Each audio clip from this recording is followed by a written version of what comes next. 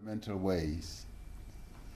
As a nation, we've been forced to take aggressive action against an invincible enemy that has threatened our lives and the lives of our loved ones. We have been forced to adapt to a new way of living in a short space of time. As we enter the 5th week of an unprecedented nationwide lockdown, and as we look to the future, we should remember why we are here. The novel coronavirus, which was identified in the Chinese city of Wuhan in December last year, has spread rapidly across the world. To date, over 2.6 million confirmed cases have been reported worldwide. The actual number of people identified is likely to be far higher. The coronavirus cases, the disease known as COVID-19, a respiratory illness for which humans currently have no immunity and for which there is no cure. The coronavirus is passed from person to person in small droplets from the nose and mouth that can be transmitted by direct contact, on surfaces that we touch every day, or when an infected person coughs or sneezes when they are close to another person. Most infected people exhibit only mild symptoms. Some do not show any symptoms at all. Some do not even know they have this disease. But there are people who develop severe symptoms and require hospitalization. These are usually older people and those who suffer from underlying conditions such as heart disease, diabetes, chronic respiratory disease, and cancer. For some of these people, COVID-19 is fatal. They die. Across the world, more than 185,000 people have succumbed to the disease. Here in South Africa, at least 75 people have lost their lives now. Because the coronavirus can spread so rapidly through a population, it can overwhelm even the best resourced health systems within a matter of weeks. This is what has occurred in many countries across the world. And it is precisely this that we as South Africa have gone to great lengths to prevent.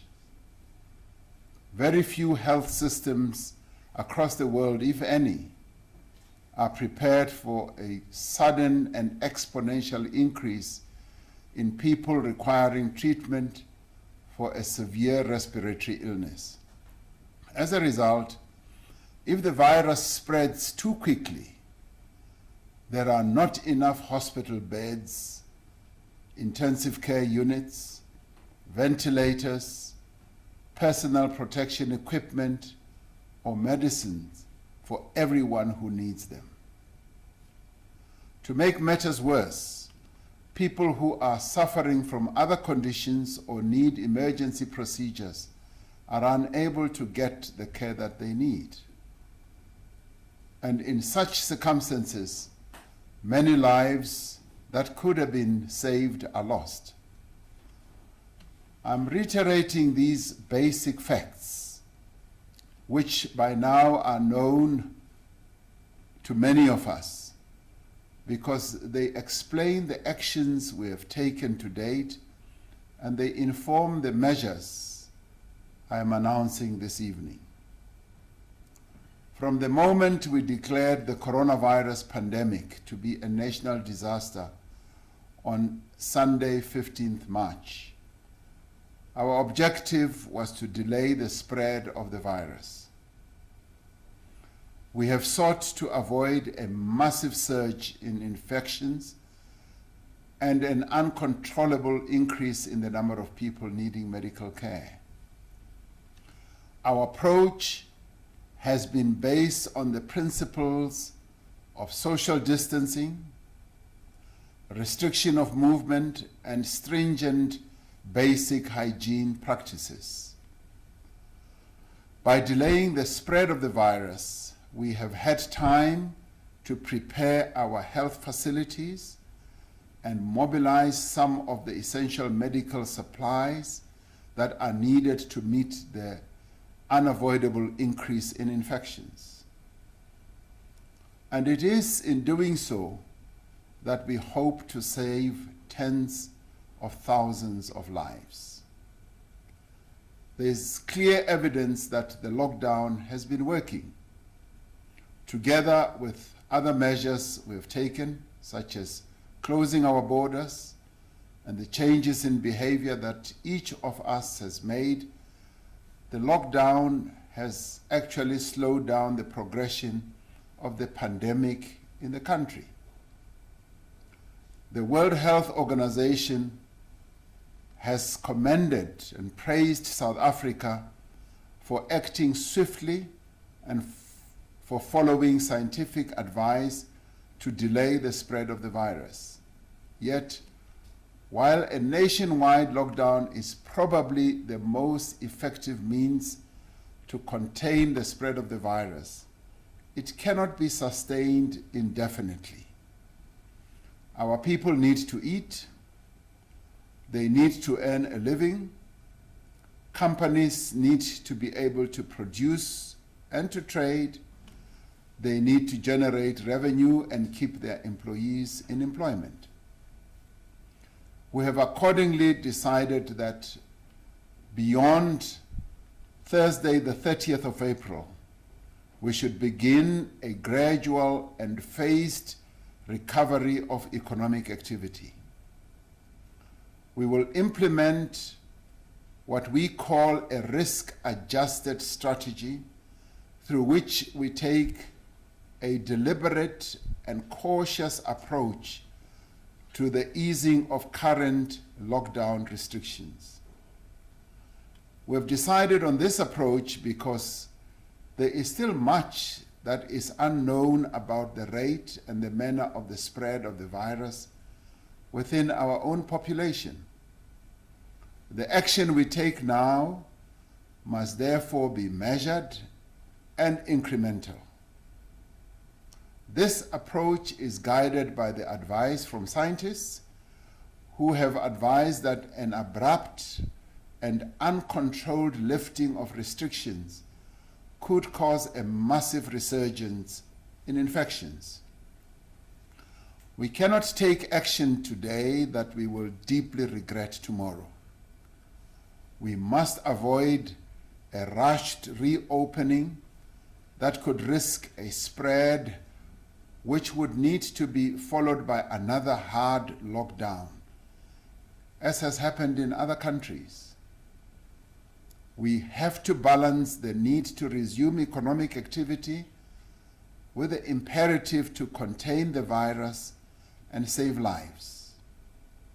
To achieve this, we have developed an approach that determines the measures we should have in place based on the direction of the pandemic in our country. As part of this approach, there will be 5 coronavirus levels. The first level is what we call level 5, which means that drastic measures are required to contain the spread of the virus to save lives. Level 4 means that some activity can be allowed to resume subject to extreme precautions required to limit community transmission and outbreaks. Level 3 involves the easing of some restrictions, including on work and social activities, to address high risk of transmission. Level 2 involves the further easing of restrictions, but the maintenance of physical distancing and restrictions on some leisure and social activities to prevent a resurgence of the virus. Level 1 means that most normal activity can resume with precautions and health guidelines followed at all times.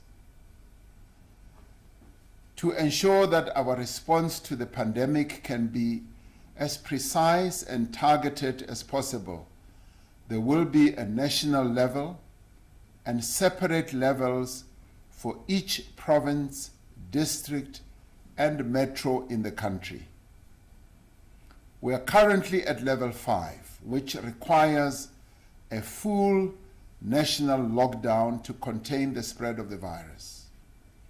This is the highest level of lockdown and was imposed when drastic action was necessary to curb transmission. The National Coronavirus Command Council will determine the level based on an assessment of the infection rate and the capacity of our health system to provide care for those who need it. We have undertaken a detailed exercise to classify the different parts of the economy according to the risk of transmission in that sector, the expected impact of the lockdown, the economic contribution of the sector, and the effect on livelihoods. Our ministers will provide a detailed briefing on the classification of industries and how each is affected at each level. We will give all industry bodies an opportunity to consider these details and, should they wish, to make submissions before new regulations are gazetted, they are free to do so. The National Coronavirus Command Council met earlier today and determined that the National Coronavirus Alert level will be lowered from level 5 to level 4, with effect from Friday, the 1st of May.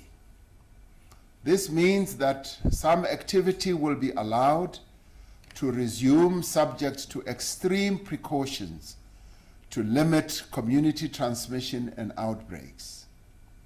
Some businesses will be allowed to resume operations under specific conditions. Every business will have to adhere to detailed health and safety protocols to protect their employees, and workplace plans will have to be put in place to enable disease surveillance and prevent the spread of infection. All businesses that are permitted to resume operations will be required to do so in a phased manner.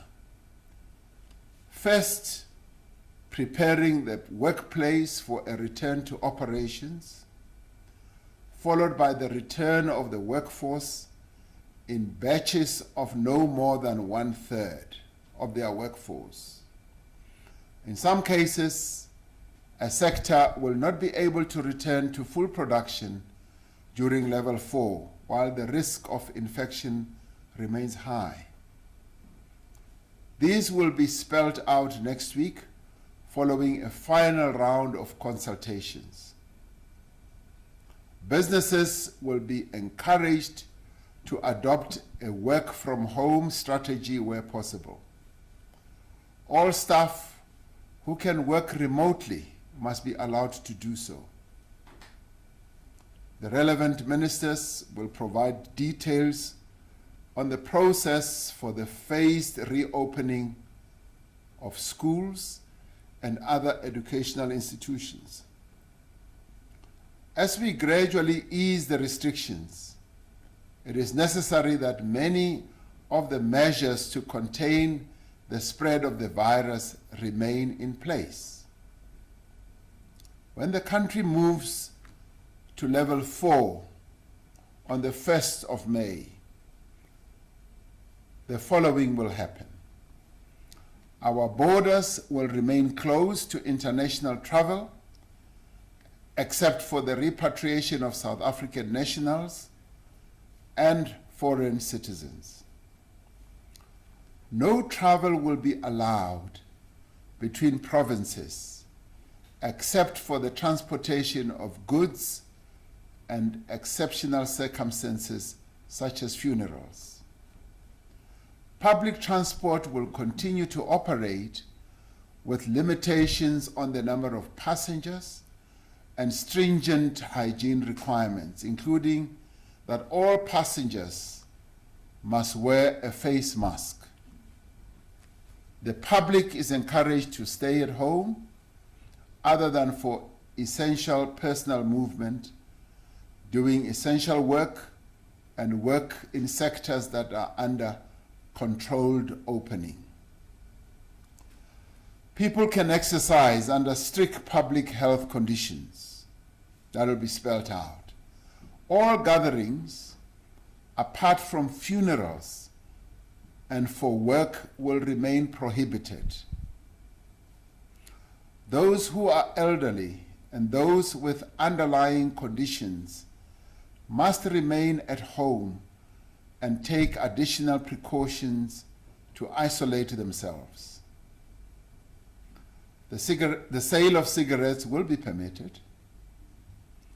The range of goods that may be sold will be extended to incorporate certain additional categories. These will be detailed by the relevant ministers. It is important to note that several restrictions will remain in place regardless of the level of alert for as long as the risk of transmission is present. For instance, bars and shebeens will remain closed. Conference and convention centers, entertainment venues, cinemas, theaters, and concerts will remain closed. Concerts and sporting events and religious, cultural, and social gatherings will not be allowed until it is deemed safe for them to continue. The coronavirus is spread, as we have said before, by contact between people. If people do not travel and move around, the virus does not travel.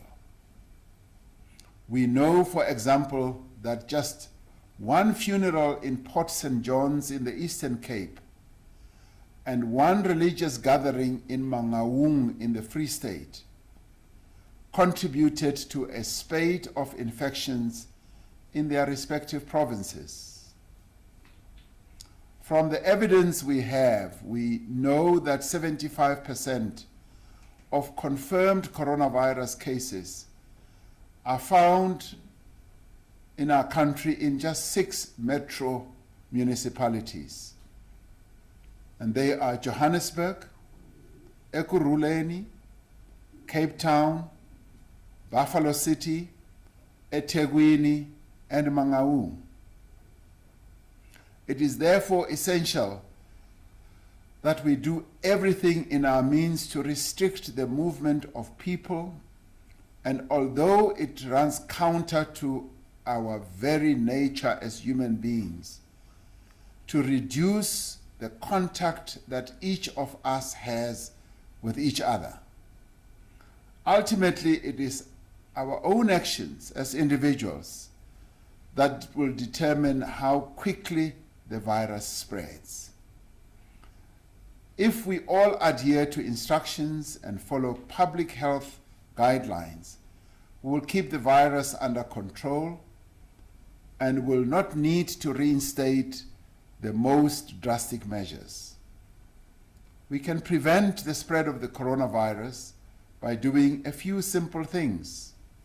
As we have said in the past, washing our hands frequently with soap and water and the use of alcohol-based sanitizers.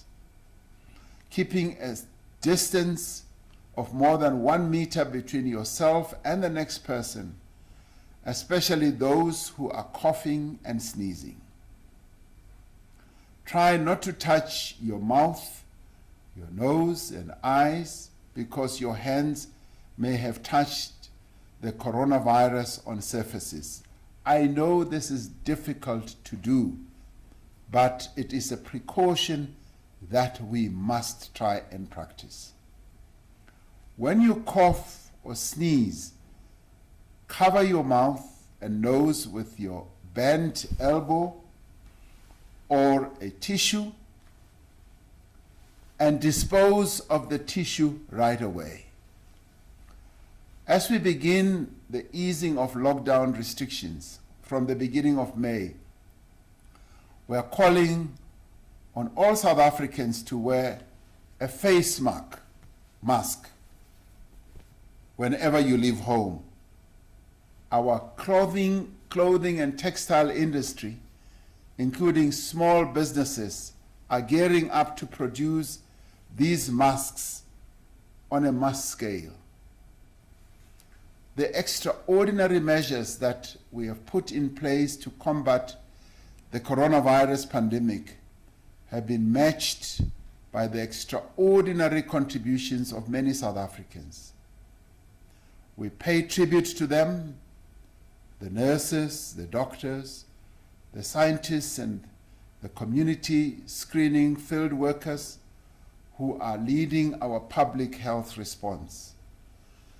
We are committed to ensuring that they have all the resources they need, including adequate personal protection equipment and other recognition to undertake the work that is being asked of them.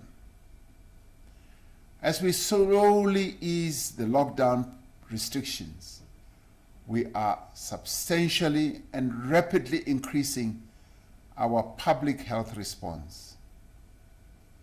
We have already seen a huge increase in community screening and testing that is going on throughout the country. Guided by advice from the World Health Organization and the Africa Center for Disease Control and Prevention, we have joined other African countries in placing mass screening and testing at the center of the next phase of our response. Earlier in the week, I announced an additional allocation of 20 billion rand to our health response to ensure that we have the beds, the medicine, the equipment, and personnel that are required when the country experiences the peak of infections. This evening, I also want to pay tribute to those who are providing essential services and goods, the truck, taxi, bus, and train drivers, the workers on our farms, in stores, at power stations, at water plants, at petrol stations, in the banks, in call centers, law enforcement officials, and security personnel. It is thanks to your efforts that we have been able to make such valuable progress in combating this pandemic.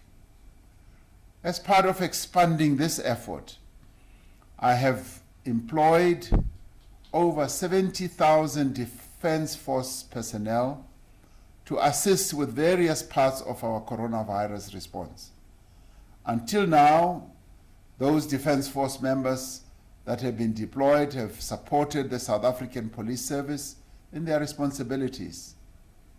They will continue to do so, but they will also be providing assistance in other essential areas, such as the provision of water supply, infrastructure, maintenance, and health services.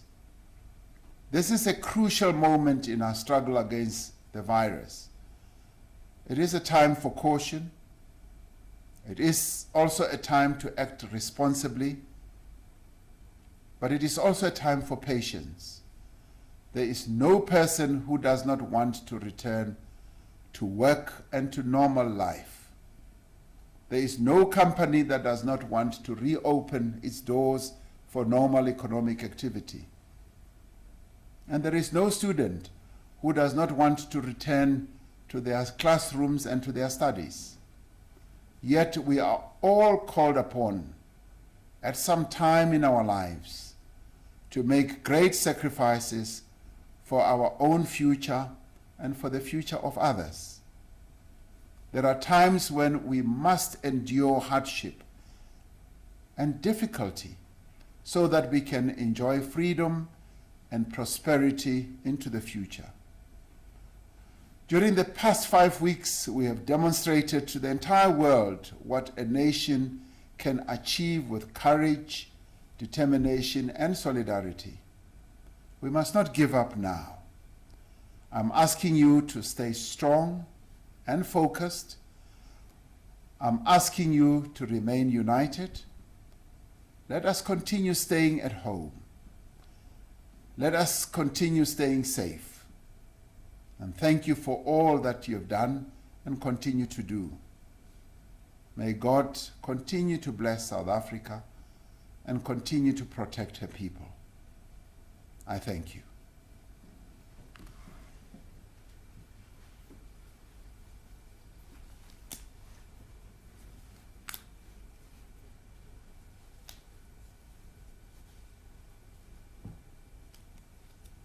Thank you.